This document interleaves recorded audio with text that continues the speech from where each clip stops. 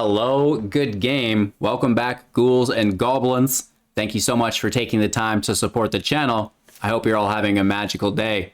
Magic Fest 2021 just wrapped up, and it was an hour-long filled of just so much product. There is a lot of stuff planned for this year, so we're going to do our best to give you, a general overview. Of course, if you want to go in depth with anything that you see here today, I really do recommend that you watch the full video. I'll have the link for it in the description below. But again, if you're just looking for a quick recap of, again, that hour-long video, this is it for you. We took some notes. We've got some screenshots. Let's go. Make sure to like the video to help support great content just like this in the future. And let's see what 2022 has in store for us.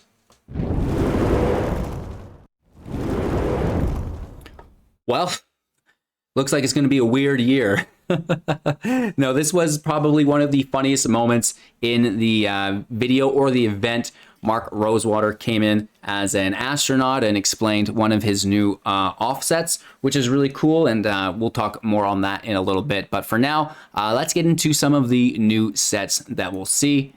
First up, the partnerships, right? So Warhammer 40,000. A lot of people have heard about this before online. If you're unfamiliar, Warhammer is, an amazing strategy game, an RTS, and they've had so many spin-offs, but, the tabletop version, much like the paper magic version, is still widely played. People have entire rooms dedicated to it, right? So, it's going to be really cool to see that come over, and the Warhammer release will be in the form of 4 commander decks, which is pretty cool. So you'll be able to pick up the entire Warhammer set if you want relatively easily.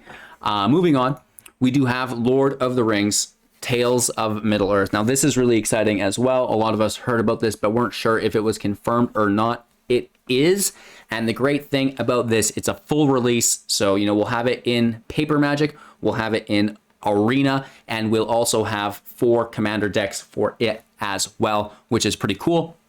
Moving on, you should have heard the chat live when they announced Fortnite. Magic is dead. Magic is dead. All these pitchforks just flew right up into the air immediately before they heard anything. First of all, let's address this attitude. I don't think it's healthy. Do you like Magic the Gathering? Do you want to see it succeed in the future? Do you want to see myself and other content creators succeed? Well, this means onboarding new customers, new players, individuals who interact with their product and business model. Fortnite is an amazing brand. They're very, very successful. And, that is a lot of generations younger than me that I would love have watching my content for the years to come, right? So this is great news on that aspect. Very healthy for the game. Do you have to go out of your way to buy the Fortnite as it is a secret layer setup? No.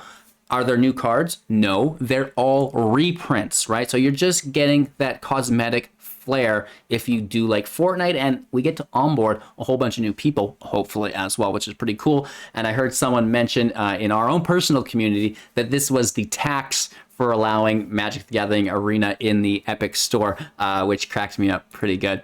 Moving on, Street Fighter, another secret layer, which is a bummer. I wish it would come to Arena because that would be so cool. But we do get new cards here, which is really cool. A new mechanic as well, multi-kicker, right? You have to have it. Not Mortal Kombat. We heard a lot of complaints that way. Maybe there were licensing issues, but Street Fighter is still absolutely deadly, and I'm really, really excited for that. New cards, new mechanics, and just a game that we all love. And that's going to be a secret layer release as well. Moving on, we have Infinity. This is what the Spaceman brought us, and this will be a Space Carnival-based unset or a non-legal set. As far as I understand it, the lingo is a little weird for me, but I'm pretty sure that's how it works. So, these are just cool cards to have for fun, and, really looking forward to that. We have the other secret layers here as well. They art previewed, individual artists, which is really cool. So one of them, Math is for blockers, this top one here, and then the other 2 are artist features, which are really, really cool as well. So check those out. I think that's available now, which is pretty cool. And then there's the Planeswalker, something in time. You know, taking a look at old Planeswalkers. Well, they're not that old. They shouldn't look like this, but they do now, right? So, you know, kind of retroizing them, if you will, which is nice. We have the, I forget, what is this? The Kamigawa cards, I think, which is pretty cool. You know, that Japanese art style, which, you know, I'm a big fan of. And then we have those artist features here. This is Johan something, I'm in the way. And then Thomas as well, which is pretty cool for a little bit closer look at those. And then, of course, the math is for blockers by Alexandre someone. And then, you know, the legend, Homeboy Sandman in-house. What? This isn't Homeboy Sandman. Are you sure? Are you sure? That's all I've got to say. I think he left rap to help save Magic. Can't complain. Up next, Dungeons and Dragons Battle for Baldur's Gate Commander Legends. So this is really exciting. You know, new Commander cards for people to play with, and you know, maybe they come to Arena eventually, and it's another D&D crossover. And I know many people don't know this, but whenever there is a crossover, Magic alongside something else, even if it's a Hasbro thing, there can be no module face cards or dual cards. Food for thought, just you know, a little for knowledge for you. I'm not sure why. It has something to do with the licensing, I think, but so for Dungeons and Dragons, you won't see any module cards like we did in Kaldheim, for example, an original set to Magic the Gathering. Moving on from Commander Legends, which will be really cool, we have Double Masters 2022. You know, this is going to be fun. There's double rares, double foils in those packs, and double the price. Don't forget about that. Innistrad double feature. This is really exciting. So many of you know that we have Innistrad coming out right away. It's split into two. The Nightmare Hunt, or the Night Hunt, or something like this. We'll go over it in a second. And then Crimson Vow.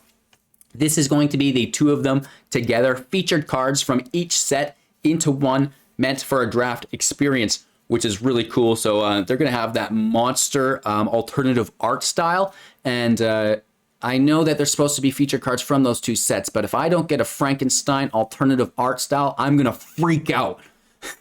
And then we do have some comic books coming out, which is really cool. Some of them have an alternative art, if I am, you know, remembering correctly, which is really cool. So these could be, you know, something that if there is a limited quantity on, could be maybe potentially worth some dollar redos in the future. But, you know, Wizards has so many of these products that come out and go. But, you know, at least the comic book is, you know, somewhat value, which is nice as well. I do like a little bit of art in my life. You know, the last time they brought out some jewelry, right? Like that does nothing for me personally. The shoes weren't, you know, my style. The comic book, a little bit more my style, right? So, you know, it's kind of cool to see alternative products like this come out. We also have a new book that is actually available right now. Planes of the Multiverse, a visual history. Again, you know, talking about that artwork that is so integral within the Magic multiverse, and you can get your hands in on that as well right away. And then we have exclusive limited edition pin subscription. Oh my gosh. So apparently these are like altered reality or AR pins. It's going to come with, you know, some art, some music, you know, like some other general shenanigans that you can see while interacting with it, I guess, which is pretty cool. So you can check that out if you're interested. And then we have the return of competitive Magic coming this December, I believe. Store Championship is what it's called. It's a returning thing, and you'll be able to play, you know, at your local game store, which is really cool. Cool prizes like you see here. Winners will get the promo cards, which is really nice. The promo cards will be printed with the individual store name on it, making them even more rare to that specific store, right? You could win and then, you know, try to sell that card to the store owner maybe. I didn't know, or he probably just has one for himself anyways. And that's pretty cool. So you get one for participating, one for doing one of the specific events, and then the the other is for the top 8 as well. So, you know, you will have to rank well if you want. I forget which one is which. Maybe someone can let us know in the comments, please. I think you get the elf for showing up, the collective company for participating in a specific event, and then the worm coil engine for winning top 8, I think is how it goes.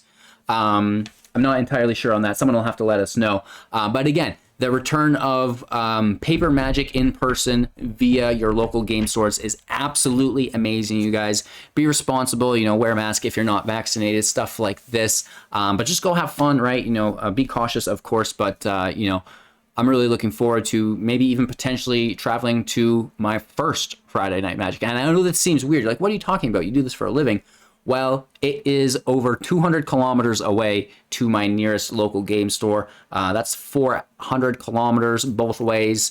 That's a full day of travel. Plus, you're in there with the event for hours. It just seems like a lot, right? So it's not something that I've justified so far. But now that it's open again, you know, maybe in the near future, we definitely check that out.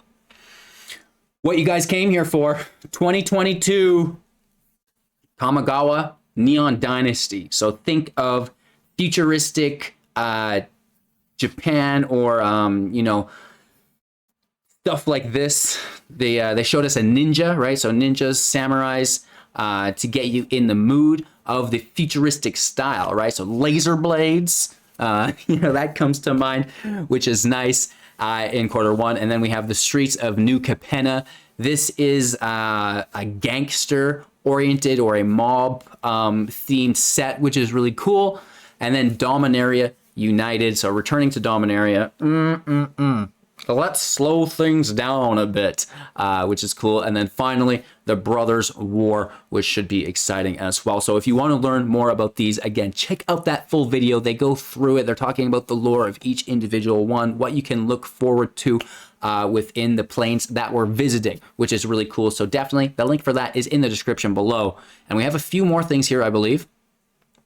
The Netflix MTG, or Magic the Gathering original, has been confirmed for this year. Apparently they didn't give us a date, but it was the last thing they brought up in the video. So, you know, it should be this year sometime. They let us know that it's going to be around Jace and Gideon, with a lot of other characters popping in and out, but they didn't want to really give anything away. And they said that, you know, they were definitely making progress on it, which is really cool. So stay tuned for that. And then, you know, I did want to wrap up with the next live event in case you missed this one and you did want to check it out live instead of watching, you know, my recap of it. Become What You Fear, September 2nd at 9 a.m. PT, Innistrad Night Hunt, Midnight Hunt. So I imagine that this is going to be the kickoff of the spoilers, right? The official spoiler stream, where we get to see some of the cool new cards coming out for us. So very much looking forward to that. And I think that's it. That's back to the spaceman. So thanks a bunch for watching, you guys. Let me know all your thoughts and opinions down below in the comments. Subscribe to the channel to support, and definitely maybe check out that Linktree link, whether you want to join the Discord, check out my music on Spotify, or maybe become a Patreon yourself. That would be great as well. Of course, more importantly than anything, have yourselves a magical day, and we'll see you soon in the next.